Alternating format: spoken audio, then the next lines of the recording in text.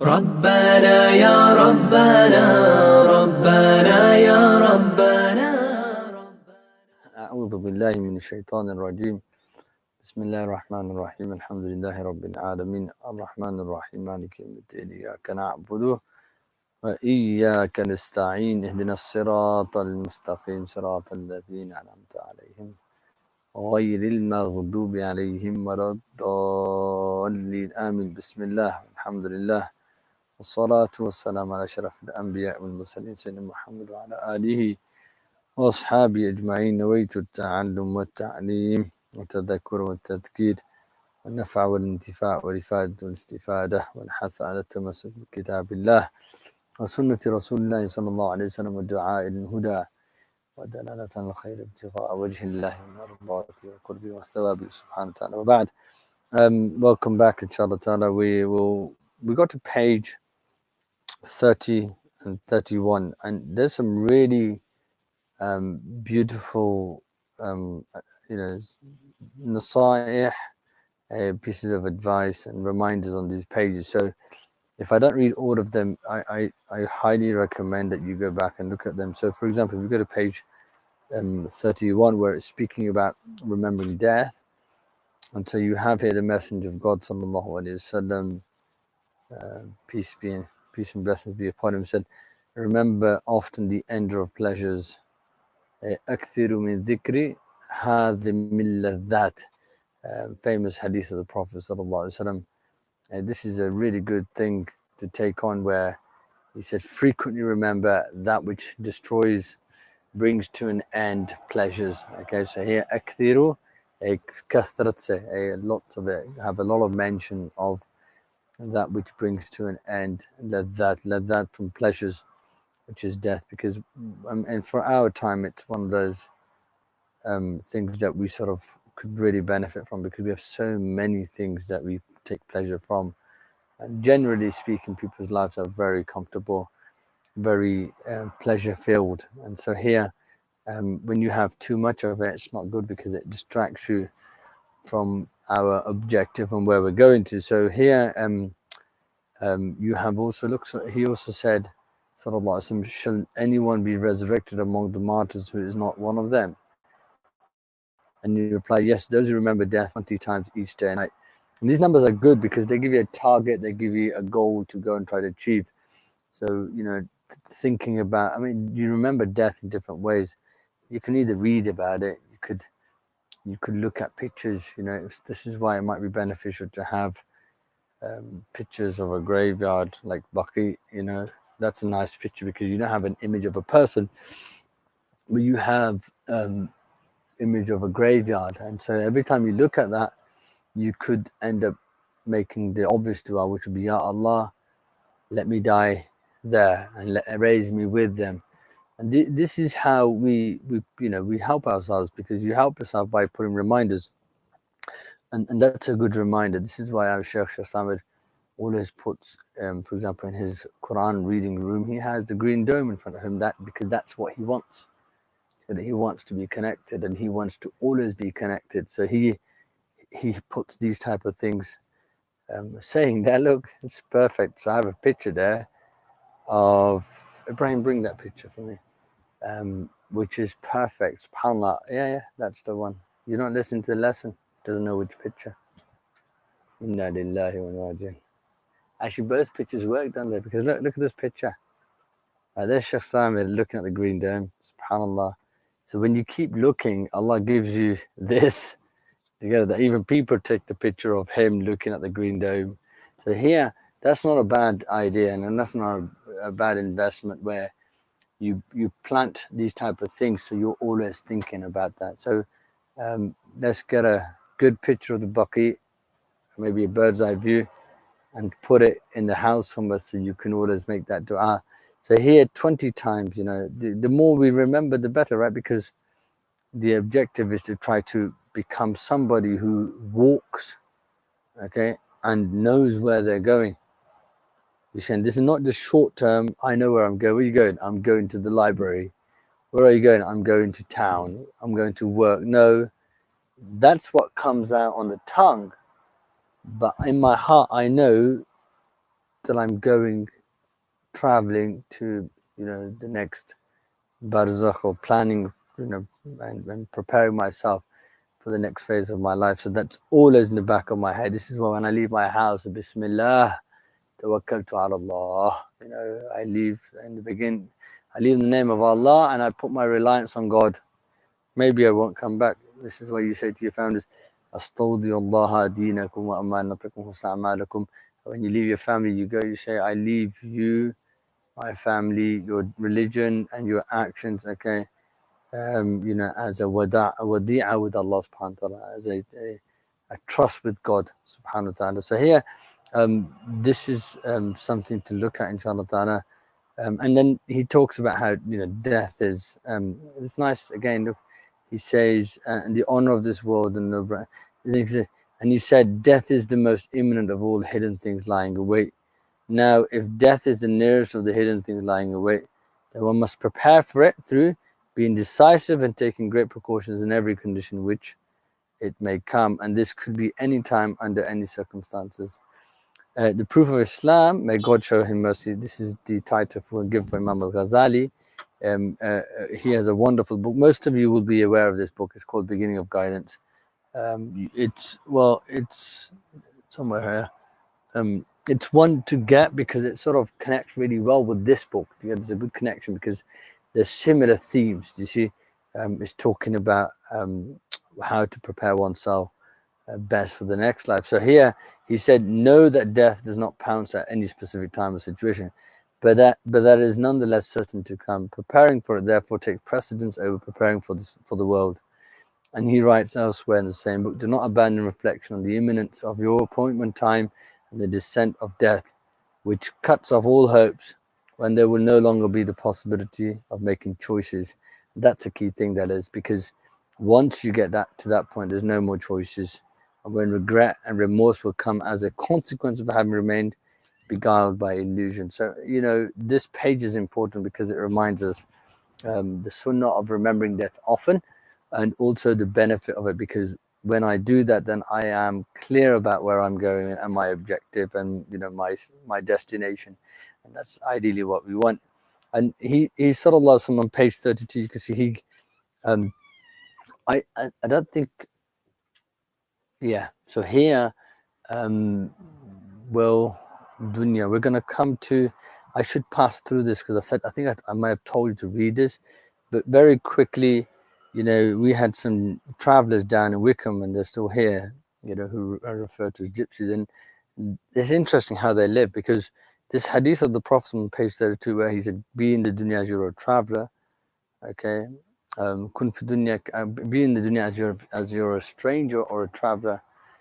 It's a really interesting concept, because the travelers arrive at a place, and you know what, they have what they need, right? And there's not much that they carry, so their caravans are not that big, and they have their little tables, picnic tables and whatever else. Then they have a little wire that they put up to dry their clothes and so forth. They can move anytime, and they're ready to move. You get it?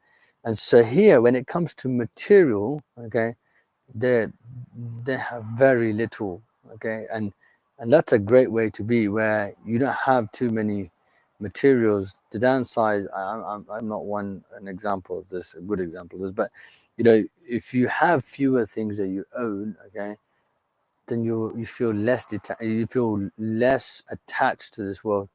This is why, if you look at the Salaf al-Salih, lots of them moved out, and they just left things, and lots of them have this habit of just giving things away. They find it very easy to let go. Bismillah. Why? Because they're not attached to anything here. They're detached, because they're either you're attached here and you're detached from the next, or you're detached from here and you're attached to the other. And this is not to do with the outward. This is, as far as I understand, this is to do with the inward. To get it, when I've got the ability and the power to let go, then I'm detached from the outside. So this is why people like Abu Bakr, Siddiq and Umar were completely attached to the akhirah. They could let go of everything they had instantly, because they know where they're going. You get it? And you can only do that if you know where you're you know where you're going. So here, it's a good habit to get used to try to let go of precious things, good things, you know, expensive things like drones, and give them away. What do you think of bring? Give you a drone there. Here, give things that you know you become. If you feel attached to something you're using it too much, and it's taking you away from Allah, then it's not a bad thing to let go of. But um, this is not easy. You know, it's easily said than done.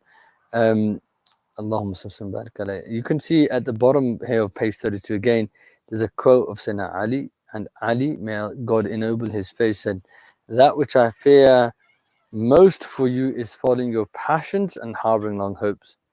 As you can see, again, subhanallah, got it, passions, desires, okay, and having all of these long hopes of the akhirah. I'm going to live in this dunya, I'm going to do this, I'm going to build that, and so forth. Subhanallah. Allahumma, you know, people get plans made. I had a plan made. Allah bless brother. He made a plan for my garden, garden. Allah bless him. But it'd be good maybe to have a plan on paper of how I want my grave to be. You see, so how I'm going to try to send more things there, make a new room there. You gotta make that beautiful. How I can, you know, resurface the garden, you know, of the grave and so forth. I learned from this. This is a really interesting book because it makes you think. You know, there's not many books that you read that make you think about. Oh God, I think I need to change my priorities, and this is why this book is a wonder. It really is. Allahumma salli wa barik. So sickness and death. And this is what I skipped through, but again, I feel really bad to just skip through this, even though I know I need to because of the time. But I want you to still look at page 33 because when he's speaking of sickness and death, okay. I think I have a slide for this, by the way. Here it is. Can you see here? Istighfar and Tawbah. He said when people fall ill, they should concentrate on asking abundantly for forgiveness. You have, you know, in Surah إذا جاء نصر الله والفتح ورأيت الناس يدخلون في دين الله أفواجا فسبح بحمد ربك واستغفره إنه كان توابا. That surah was revealed to the Prophet ﷺ, telling him that when the victory and the Fatah of Makkah arrives, okay, and you see وَرَأَيْتَ النَّاسِ يَدْخُلُونَ فِي دِينِ اللَّهِ أَفْوَاجًا, you see people coming in hordes, entering into Islam. At that point, فَسَبِّحْ بِاسْمِ رَبِّكَ فَسَبِّحْ بِحَمْدِ رَبِّكَ وَاسْتَغْفِرْهُ. Okay, then glorify your Lord and praise Him, and then seek forgiveness from Him. إِنَّهُ كَانَ تَوَّابًا. Verily, He is oft repenting.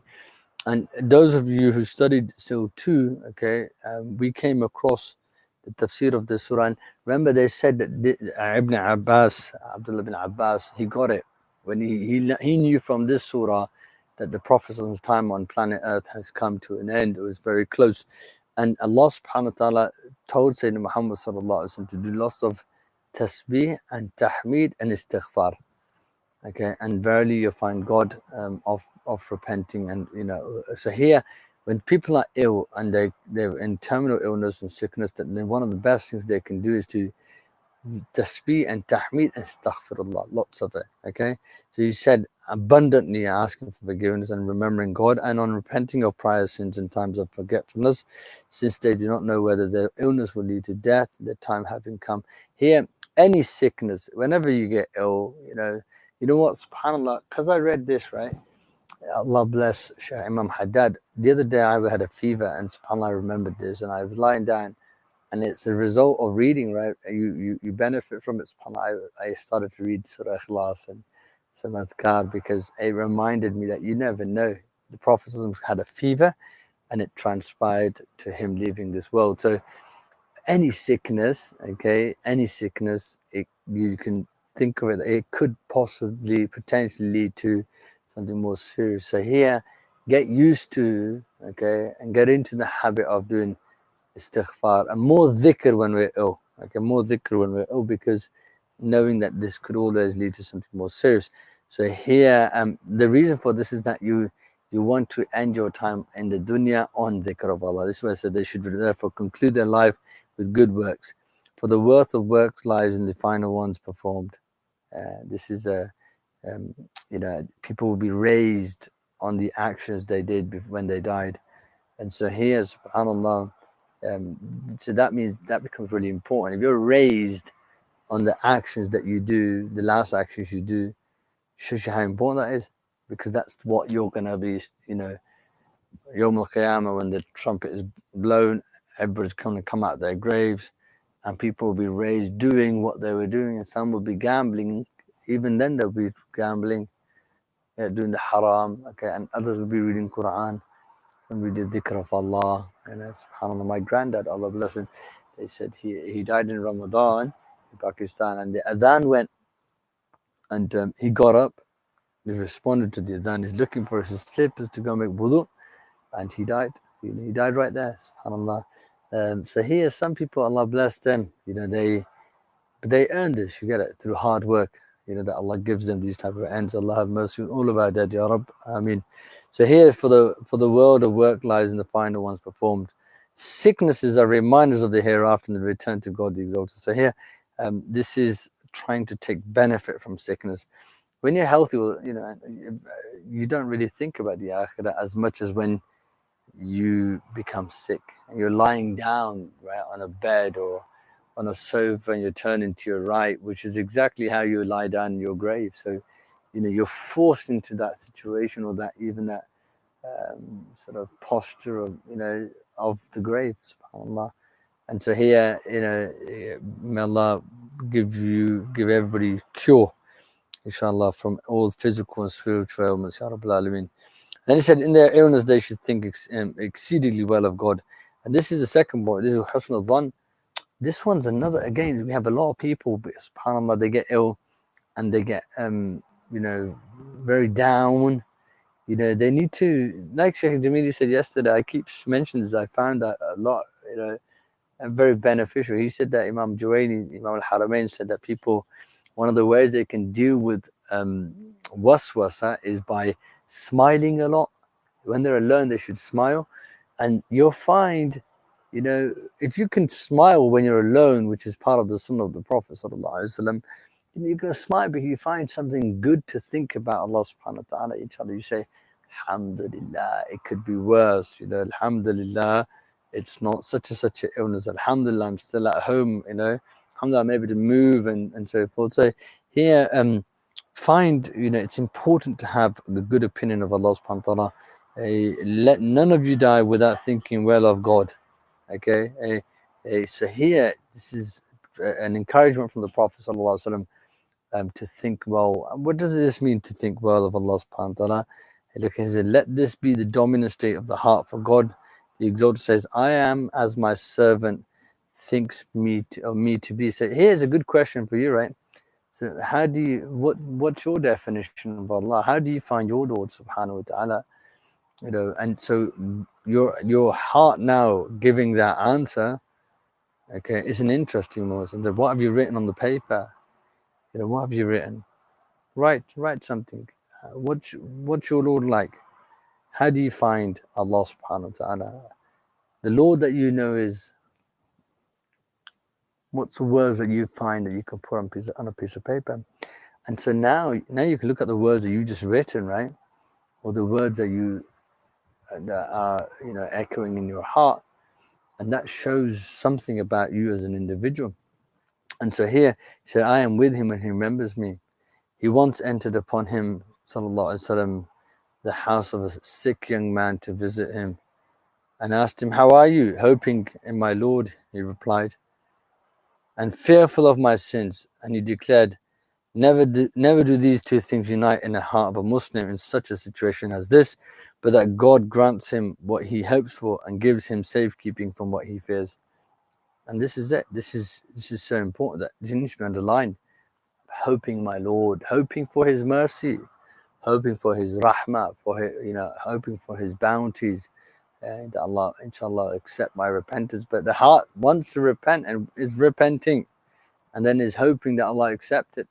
But if the heart's not repenting and the tongue is not saying astaghfirullah, then you can't really hope, right? Is that clear? So you have to do the work, then you hope. You prepare for the exam, you do the exam, and then you hope that inshallah ta'ala you've passed. you prepare for the interview, then you sit the interview, and then you hope that you get the job. You do all the things necessary, you propose, and inshallah somebody accepts. So here, there has to be a preparation. And so the heart has to be talking and thinking and hoping. Hoping is making a dua. So you're making this dua, Ya Rabbil Alameen, Ya Allah. And this is what when we look at our children, we look at our families, we hope they become pious people. We hope, inshallah, Allah give them the best life, inshallah ta'ala. So here, hoping of Allah's mercy and also fearful that my sins are bad. So this is just to give a balance, because if you don't have that, then suddenly you belittle your sins. You don't see how serious is what you've done, right? At the end of the day, we live on this earth and we commit so many sins. That's a good way to keep us humble. Again, that's a good way to also to make us yearn Allah and yearn for Allah's mercy much more. Because if I don't have my sins with me, then my yearning won't be so, as intense as when I have my sins with me. When I've committed guna, then I turn to Allah. It's more intense, more deeper. Okay, I'm begging Allah because I know I've wronged Him, subhanahu wa ta'ala. So this is one of the great blessings, I guess, of being a human who sins, that you're able to turn to Allah with this urgency and desperation. So here he said hope should be the predominant state in ill people, especially when the signs of impending death appear, so that they may die thinking well of God, hoping strongly for His generosity and the vastness of His mercy, and yearning to meet Him. Those who are pleased to meet God, God is pleased to meet them, and those who dislike to meet God, God dislikes to meet them. Ya Allah, look what hadith. SubhanAllah, it makes you think. Lots of people, when they get ill, and some people, you're trying to give them a good opinion of Allah subhanahu wa ta'ala, but it's really hard for them to form a good opinion. Why? Because they've been so distant from Allah subhanahu wa ta'ala.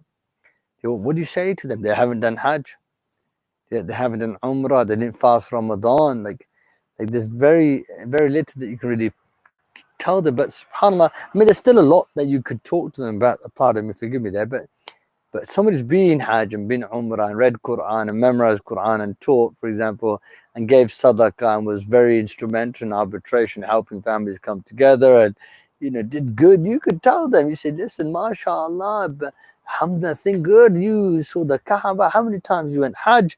Mashallah, you were in Arafat and you were in Mina and you ran between Safa and Marwa. Alhamdulillah, you took your family with you. You went to Sayyidina Muhammad sallallahu alaihi wasallam.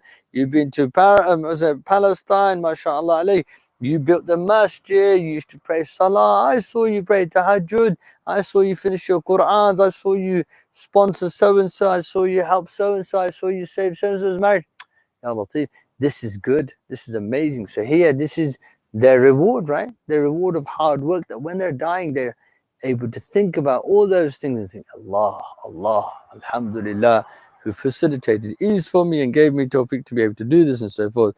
So here, we must remember, this is really important, because people will get ill and when people get sick in our families, okay, we'll need to help them when it comes to that. Now, if you go to page 35, okay, it says ill people should make sure that no impurities soil their bodies or clothes, thus preventing them from doing the prayer salah. A lot of ill people feel or are told that they don't have to pray because they can't get clean and they don't have, their clothes are impure, they can't make wudu. And we have to try to change that. We have to educate people. Say, listen, if you're ill and you're sick and you're poorly, you still have to pray. You should pray more when you're sick and ill. However, if you can't make wudu, you do tayammum. Okay. If you can't change your clothes, you pray in those clothes. Okay. So here, no break from salah. You get it. That's not helpful. That's not healthy. That's spiritually very, very bad. You see. So here, we need to change that by learning the fiqh of, the sick. Okay, how they pray and so forth. So we try our best to keep them physically clean as possible. Use a towel to wipe away blood and clean them up, and burn some bukhur and put some itar on and whatever else. Use miswak to clean their teeth and whatever. So let them beware very greatly of abandoning the prayer. For everyone can pray according to his conditions, whether sitting, reclining, or in whatever way proves possible. Let them not conclude their works in the world by neglecting the prayer. for it is the pillar of the religion and of their lives or friends who happen to be there. So this comes down to family. Family are instrumental here. I remember, Allah have mercy on my aunt. She didn't, I don't remember her praying during her lifetime, but near the end she wanted to, and we must facilitate ease for them, And so I'm not sure how to deal with somebody's situation. I should ask somebody, but ill people, sick people, we should help them. So do you want to pray namaz? Yeah, but I can't. For example, my aunt would say, one of my other aunts would say, I can't pray namaz because I don't feel right. That's not good enough. It's not about how you feel. You have to pray. You gotta feel right and not feel right is it's a different issue. So her argument was that at home you make wuzu and you have the prayer mat out and all the rest of it, and in hospital it's not the same. That's not the point. You need to pray. I'll help you. What do you want to do? Okay, I might bring water for them. I might help them, teach them how to do tayammum. But this is really good because you're helping them in the most important time of their life. And then you got the next paragraph. So let them frequently repeat these words. There is no God but you. La ilaha illa anta. Subhanaka. Transcendent are you. Okay, I have been among the unjust. Inni kuntu min al-zalimin. For it has been related that someone repeats this 40 times and then dies in his illness, dies as a martyr. Let them also recite Surah Ikhlas. So you've got the number 40 here. Again, it's good to those who did still to again Hadith 40 Imam Nawawi. We've got another mention of 40 coming up. Let's see if you remember them. So here you can see here's another Hadith where the word 40 has been mentioned. So reading La ilaha illa anta subhanaka inni kuntu min al-zalimin. La ilaha illa anta subhanaka inni kuntu min al-zalimin. So this is a beautiful dua to give to those who are sick and maybe in their terminal illness and so forth. So here let them also recite Surah Ikhlas. Okay, Surah Ikhlas. I made a Surah Ikhlas is going to come again, by the way. Okay, Surah Ikhlas in abundance. There are some phrases concerning which the Messenger of God sallallahu alaihi wasallam said the fire would not feed on whoever repeated them in his illness and then died. Some of these are La ilaha illallah wallahu akbar, La ilaha illallah wahdahu la sharika lah, lahul mulku wa lahul hamdu, La ilaha illallah la hawla wa la quwwata illa billah. This is fourth kalima, similar to fourth kalima, maybe a slight variant. So this is another great thing. So far we've said when somebody is dying, one of the first things you should do is try to get them to have a good opinion of Allah subhanahu wa ta'ala. Second thing we said is that try to find ways to get them to build a good opinion of Allah subhanahu wa ta'ala. Okay. Third one, okay, would be getting them to do the shahada, repeating the shahada a lot. And the fourth one, you mentioned La ilaha illa anta subhanaka inni kuntu min al-zalimin. Especially when you understand that, okay. And then was it fifth, Surah Ikhlas? Okay, lots of Surah Ikhlas. Sixth would be the fourth kalima. Okay, this is the benefit of having the fourth kalima. And then he said when the patient seems to be approaching death, those of his family and relatives who are present must watch him. If they notice signs of panic and terror, they must remind him of his good works, the immensity of his Lord's mercy, his forgiveness of the sinful, and his pardon of people in reminiscence. Our predecessors encouraged such behavior towards people on their deathbed, and some of them sought it from those present at the time of their own death. This is why it's nice to bring people of connection to religion, okay, having family round and doing dhikr of Allah subhanahu wa ta'ala. If they hear a lot of that, inshaAllah ta'ala, it would inspire them. There are some people who have no family and they're all alone. Lots of people are alone in hospitals. This is why where we know these individuals and we're aware of it, it'd be good to go and sit with them, because it could help change or help save them from something bad, because they could hear this reminder, they hear somebody reading the kalima and so forth. So here Allahumma salli wa sallim barik alayhi. At the bottom of page 35, it speaks about how to encourage them to read La ilaha illallah. I mean, that should be read in the background. You don't really tell them to say read La ilaha illallah. You just read it. Read it in a tone perhaps that they used to read in the dunya, and that's a good thing to do.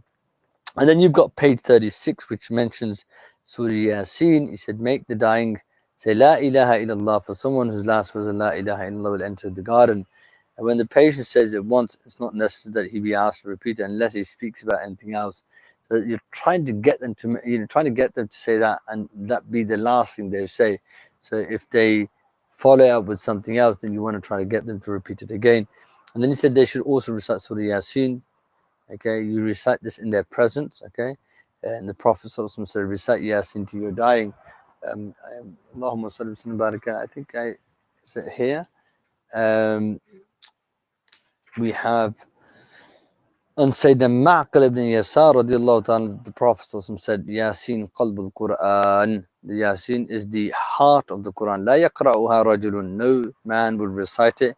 Yuridu Allah wa dar al-akhirah. Who wants Allah and the akhirah. Illa ghafar Allahu lah. Except Allah subhanahu wa ta'ala forgives him. Then he said, Iqra'uha ala mawtakum. Okay. As Abu Dawood and others narrate, he said, read it over your dead. Okay. Or read it over your dead. So he said, وَالْمُرَادُ مِنْ مَوْتَاكُمْ الْمَيِّتِينَ حَقِيقًا. This is, when he said read it over your dead, this is not, some say those who have literally passed away. Once they've died, just read Yasin, okay? And not necessarily those who are dying. So when they're dying to read Yasin, Imam Shawkani and At-Tabari said when they're commenting on Mawtakum, al-Warid al-Hadith, okay? They said, no, this also includes those who are dying. You see that? It doesn't read it over your dead. So he said those who physically died or those who are about to die, and they said both of them. So here, this is where, it's a good idea when people are, close to death, read Yasin. Read Yasin with the intention Allah give them a good end, okay? And read Yasin, at their graves. And this is where it comes from. This is why when we have a khatam, we're reading Yasin. When somebody's and go visit someone's grave, we're reading Yasin as well, and so forth. So here, Allahumma salli wa sallim barik. And you've got this, I put down as a note, even though I can't see if it's, and I'm not sure if it's there, I put Surah Ra'ad, okay? Surah Ra'ad, okay, that's because there's another hadith of the Prophet which mentions Surah Ra'ad, okay, that whoever reads Surah Ra'ad, it makes it easy for the soul to leave the body, get it? So the soul leaving the body is a very difficult task. And so reading Surah Ra'ad, okay, will make this easier, alhamdulillah. And then you've got this, the thing is, we're only seeing the physical. We just see somebody lying down who's not breathing well, okay, and possibly moving on to the next realm. There's a lot of things that are happening in the background, okay, and we relate to that. You have a phone here, you have a laptop in front of you, you have all these devices. The simple guy just, you press the power, it comes on.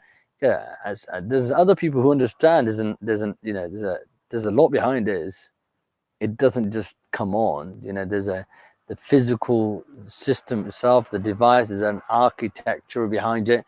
There are things that are unseen, okay, that make this phone connect, which could be quite dangerous as well, actually, all these waves and so forth. So here, there's a lot that happens behind the scenes. And when it comes to dying, okay, it's quite scary. So that's why the La ilaha illallah and the Yasin and the dhikr is really important, because it's helping protect them from some of the evil that may exist. What type of evil? You hear it mentions the dying may be subject to various kinds of temptation. May God protect us. And is therefore recommended that the people who are present recite Quran in abundance and mention a hadith which condemns the things of the world. It has been related that Satan, may God curse him, is nearest to the servant at the time of his death, eager to tempt him, but that his power is only over those who take him for an ally and those who commit association, as it comes in Surah 16 verse 100. As for the people of faith, God confirms those who believe with the firm saying in the life of this world, or the world, and in the hereafter, and God sends the unjust astray, and God does as he will. So here, there's more, to the eye, or more to the situation than eye meets the eye. So here, I need to think about that. All my life I've been struggling and fighting with shaitan. He's not going to let go. You get it? This is the moment to attack a believer. He wants this believer, this person, okay, find some way of sowing the seed of bad opinion of Allah subhanahu wa ta'ala. You get it? That's it. This is if you can do that, this is his, extra time winner. This is it. This is the one thing that he wants to do. So I have to be very careful when it comes to my family and friends who are ill, okay, that I can find a way you know, to try to help them in this very important time. Allah bless them. You want to close the door, young man? Thomas, you, Mr. Thomas, please close the door. Thank you very much. I'm having that BBC moment, isn't it? Alhamdulillah. This is why the camera's this angle, not that angle. Can you imagine my wife pulling his arm? Come here, little boy. Allahu Akbar. Alhamdulillah. Any questions, anybody up to this point? Come on, you're really quiet. Where are you lot? Are you really listening? Let's use this thing. Shall I pick on a name? Wasim. What are you saying? Let's test you, Wasim. Where did I mention 40? Yeah, Wasim.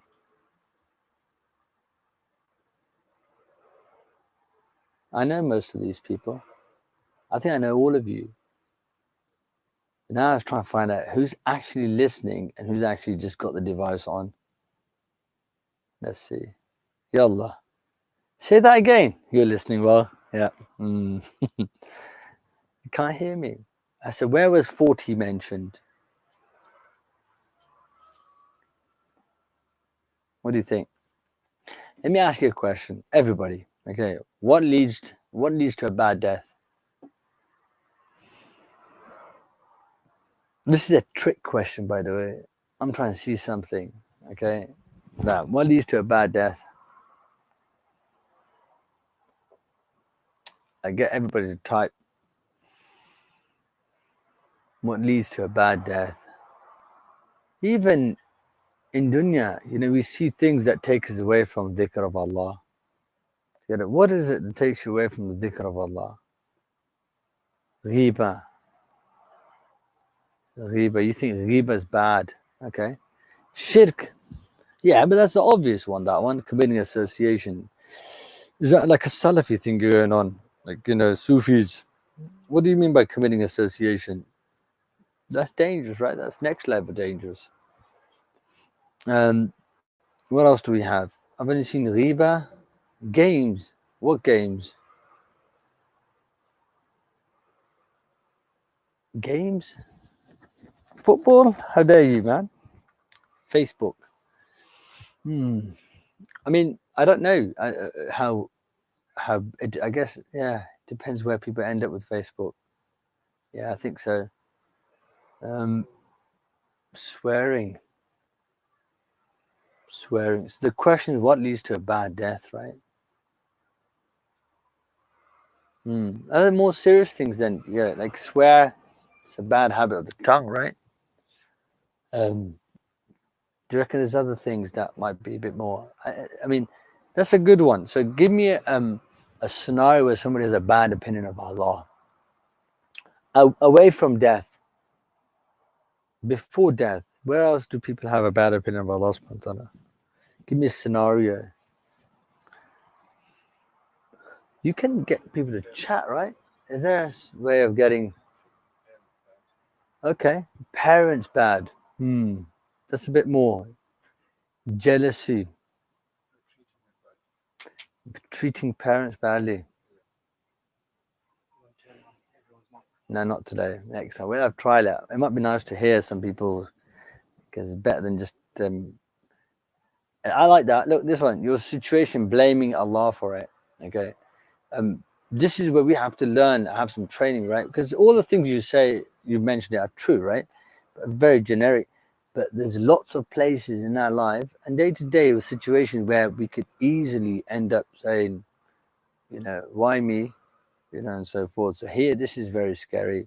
We're not to say that. We have good adab with Allah subhanahu wa ta'ala. We accept decree as it is, and we find ways to navigate the waves together. Find a way to get through this, okay, and still be sane and be healthy and be alive and so forth. So here, do you not agree, right? You, all of you here, do you not agree that that learning, actively learning, not just reading a book, but actively learning, attending physically, especially a class, really helps with this type of thing? Do you reckon it changes? You know, it makes you feel more confident, better as a Muslim, stronger perhaps, you know, especially weekly, on a weekly basis. What do you reckon? I think all of you attend still, or at some point, mashallah. And so here, and there's a lot of people who don't, right? You say, yes, a lot of people don't come. They don't come. They have deen, but their deen is probably through WhatsApp and Snapchat, what they come across. Is that clear? That's really different, that is, to then when you physically move yourself and bring yourself and put yourself in a classroom. You see, that is powerful. That is, because this is what, this is transforming, and you're trying. That's effort now. You get it. If I move myself and sit down, with a book, that is serious. That takes a lot of effort. Okay, and that's very different when I meet people. I see people on a similar journey. Again, I take a lot from them. So here, if that works for you and you've tasted the benefits of it, then you need to make sure you never let go of that. You never let go of that. That's really important. That is, that I get into a classroom. I'm with people. Okay, because remember, the rahmah of Allah descends in those type of circles, right? So I could learn and benefit from online, but really, whenever there's a physical lesson, I want to be there. You get it? It's very different when I'm there. I'm soaking in the atmosphere. Somebody goes to a live game or a gig, okay, or a, some type of conference. Very different. You get it? There's so many other things that you take from the presence. Same as the Al-Haram al-Makkah. You get it? No, you're not only seeing the Kaaba, you're feeling an incredible presence. You take so much from seeing the African brother and the Malaysians, and just seeing them, some incredibly illuminated faces. This is why we want to be in those places physically, inshallah ta'ala, because that's what's going to help us the most. So here, bad death is, according to the ulama, those who are most in danger of ending badly. Listen to page 37, by the way, okay? And may God protect, are those who are careless of their prayers. And I asked you this question because I was trying to see if you lot read and you didn't read. They didn't read. You didn't read page, because I got to page 7. You going off on riba and everything else. Let's see if riba comes. Careless of their prayers. So major causes. Okay, it's like habitual alcohol drinkers. Okay, alcohol is dangerous.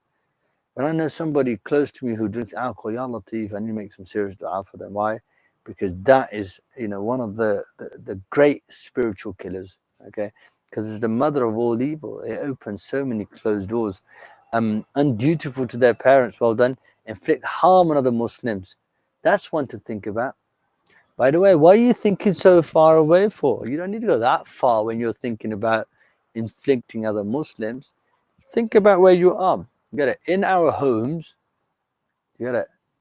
And family and friends and circle of people like that, am I harming anybody? Sometimes we do harm people. You get it? We find ways to fix that. Make lots of dua. Ya Rabbil Alamin, please help me. Yeah, that's dangerous, because look, that leads to a bad death. Okay, because it's harm. Or but what's the famous hadith? Okay, here's one for you. What's the hadith on harm? Especially still too lot. And this is everybody. What's the hadith on the harm? What comes to mind? Yeah, 5 seconds. Anybody typing? Let me play with this, man. Can I see who's typing?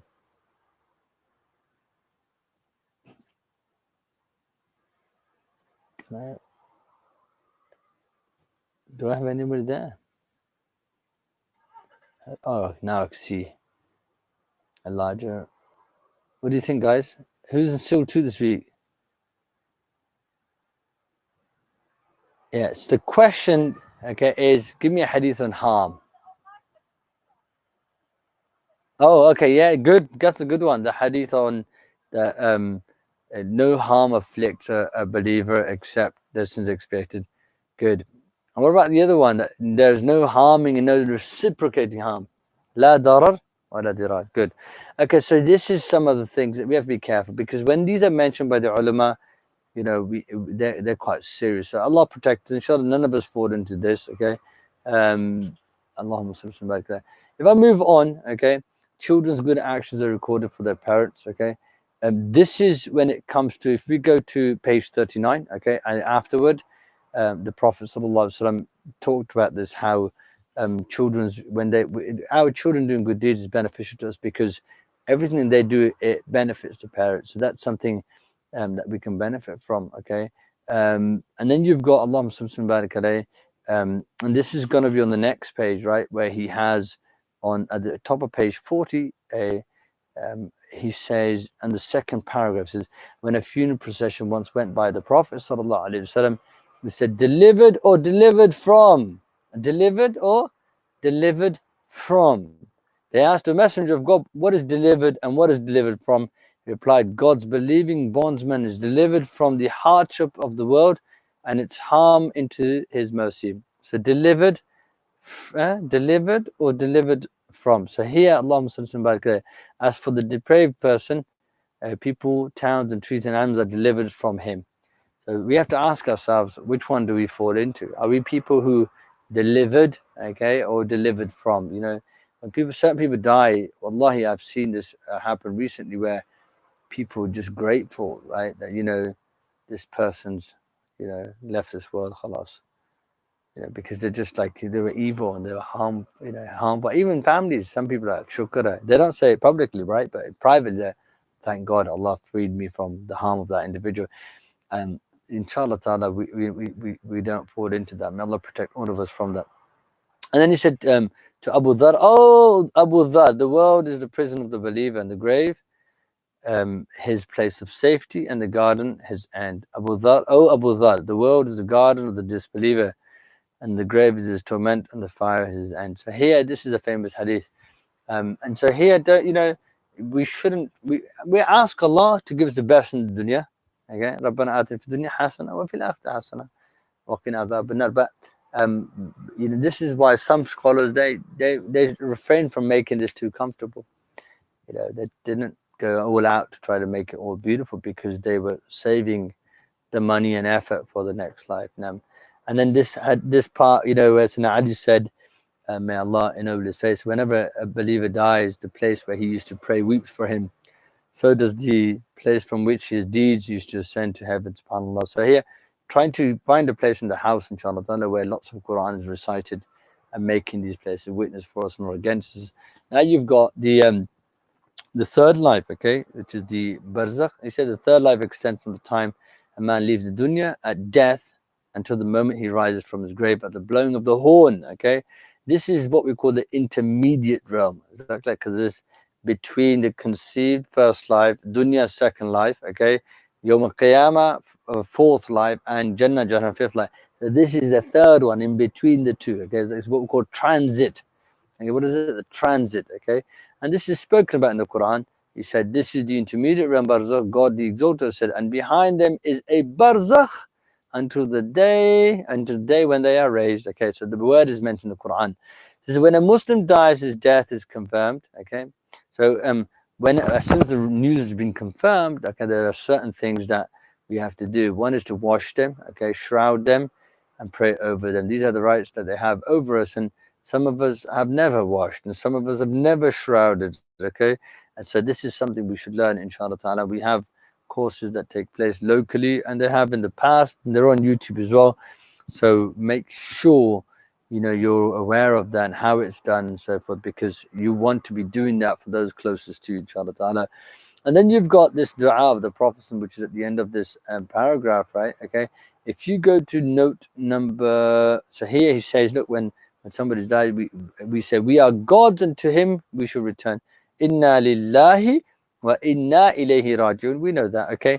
And this, you can find this dua. I've transliterated at the back. I did look for it in the Arabic, and I couldn't find it. Okay, I should have written it for you. Okay, inshallah ta'ala. So here, Allahumma salli wa barik alayhi. We are, and then the dua goes, oh God, place his record as Illiyin, record him as a man of excellence, Muhsin, okay, provide for him in caring for his family in the ephemeral world, and forgive us and him, O Lord of the world. So if I record this dua for you now, okay, you may, I could read it. They can just record it, right? or they can watch it afterwards. So say, Allahumma ja'al kitabahu fil illiyin واكتبه عندك من المحسنين واخلفه في أهله في الغابرين واغفره ولنا يا رب العالمين. So again, اللهم اجعل كتابه في العليين واكتبه عندك من المحسنين واخلفه في أهله في الغابرين واغفره ولنا يا رب العالمين. So this is the dua. So when you hear someone's pastor say, Inna lillahi wa inna ilayhi raji'un, and then you follow up with this dua. Okay. Next one can pray for some more for him and praise him as a good man. So now dua benefits the person who passes away. So Allah forgive him, he's a good man. Praise is really important as well. Okay. And this is why we have this hadith at the end. Mention the goodness of your dead and refrain from mentioning their wickedness. And there is another hadith with the sense that you are God's witnesses on earth. Those whom you praise will be thus, i.e. praiseworthy. And so here, if I don't have anything good to say, I stay quiet. Yeah, nothing. And sometimes our elders, they talk about people who passed away. Okay, as soon as they want to mention something bad, stop them. So me, don't say that, please. For example, Fulan, Baba, Fulan, Jua ke na nasi. You don't need to mention that. You get it? You don't need to mention bad things. Say just any good you have about them. Say any bad, khalas, sutar. And so here, and people's coming, attending janazas is they're witnessing for them. You get it? So alhamdulillah, that really helps them. And then you've got we have to be careful of exaggeration. A lot of people fall into this, where they say, for example, oh, he was a great wali. He was this, he was that, he was a reviver. You have to be careful. You get it? You're not a reviver if you, I don't know, built a madrasa with 5 students or 10 students or something. You get it? You need to go travel to Damascus when you hear Shaykh Abdul Razak, somebody like that, who produced or helped, tens of thousands of students. Then then you might have a reviver. But Pakistanis are really bad at this one. Unfortunately, this is my experience now. Some of you agree with me, some don't, maybe. If you turn to the next page, Allah subhanahu praising the dead, we said this, and bodies. Now, this one talks about, on page 42, talks about bodies in the grave. So here he said, you can see here, look, it says, it is a place where spirits and spiritual things are predominant, the barzakh, okay? While physical bodies are secondary, but share with the spirits and their experiences, whether felicity and joy or torment and grief. Spirits endure while bodies decay and gradually dissolve, so that nothing remains except the lowermost tip of the spine, from which they will be formed anew at the resurrection, as is recorded in the hadith. So the hadith speaks about this. Okay, you've seen this. I've seen graves in Damascus, subhanAllah, where we buried people. They move the bones to the side and they put a new person in the place. Nothing of the body remains because it decays. And so here, body and the soul, there is a connection, like you mentioned, okay?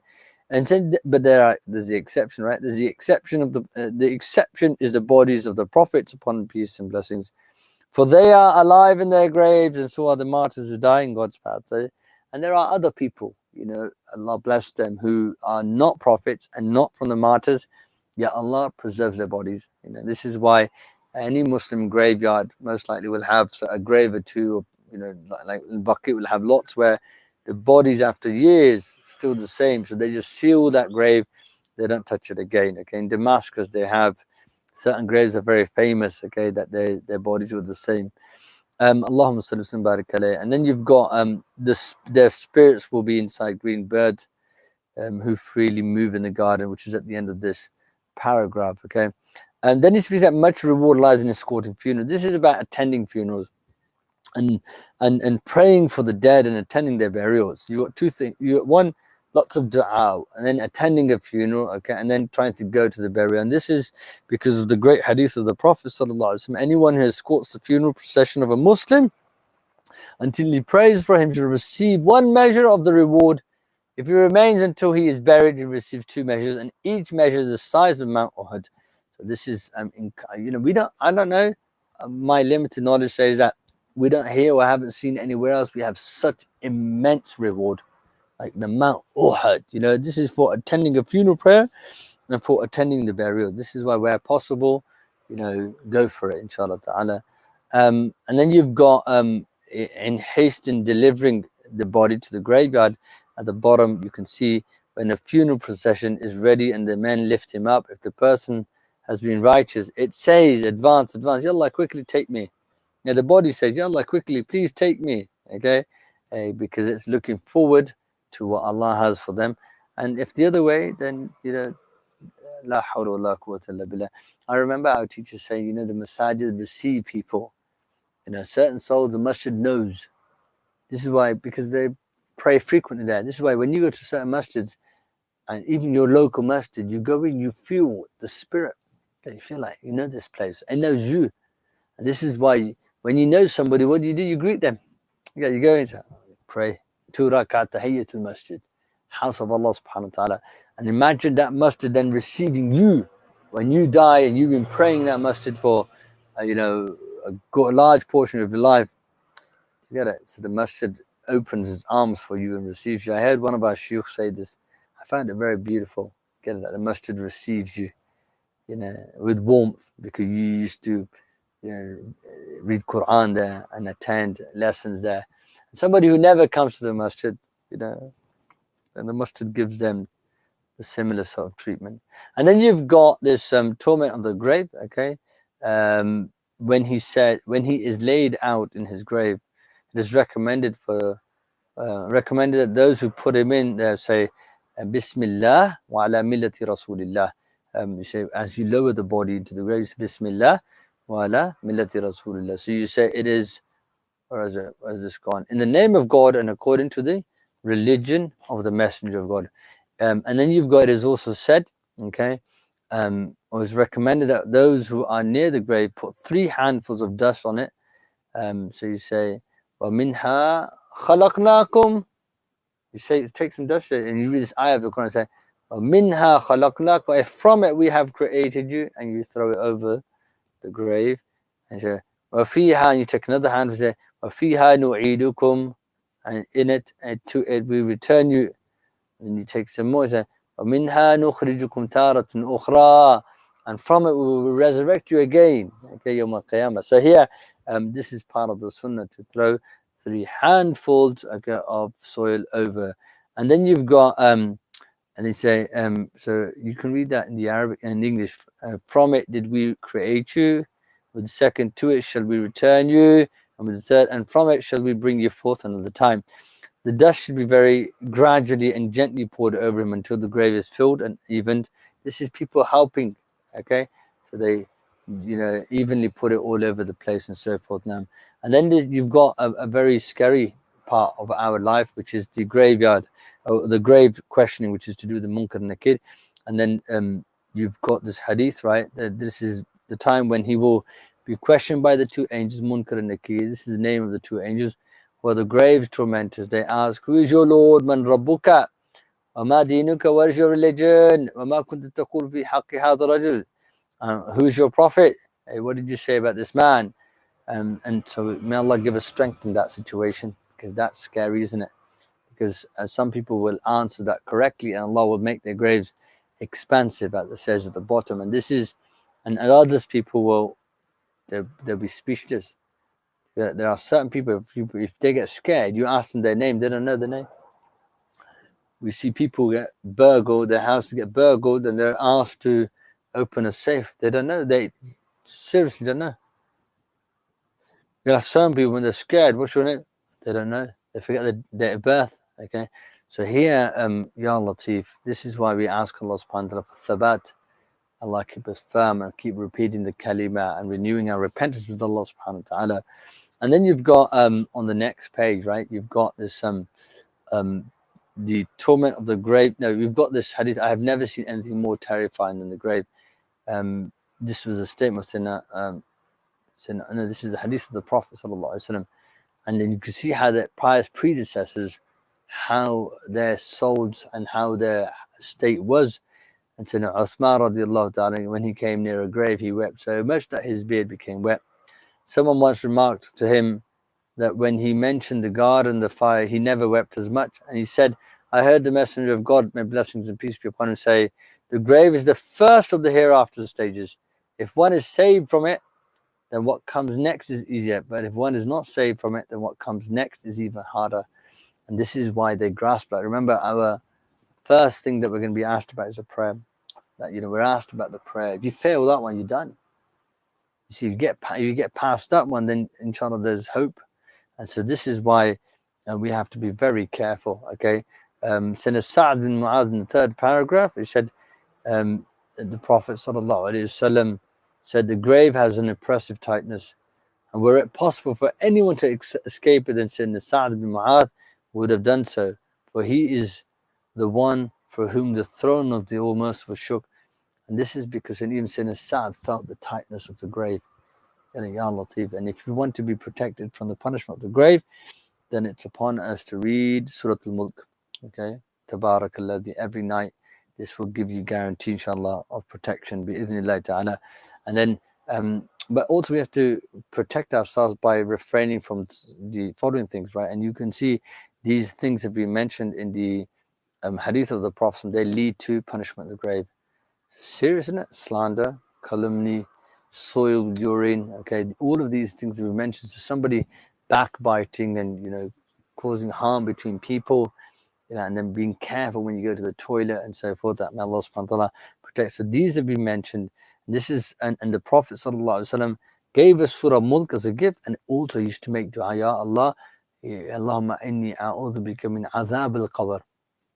This is why at the bottom of page 44, we're told that he is part of his sunnah that he would make dua, Allahumma inni a'udhu bika min azab al-qabr. Oh Allah, I seek refuge in you from the punishment of the grave. Okay, so this brings us to the end of this. Walhamdulillahi Rabbil Alameen. ربنا يا ربنا ربنا يا ربنا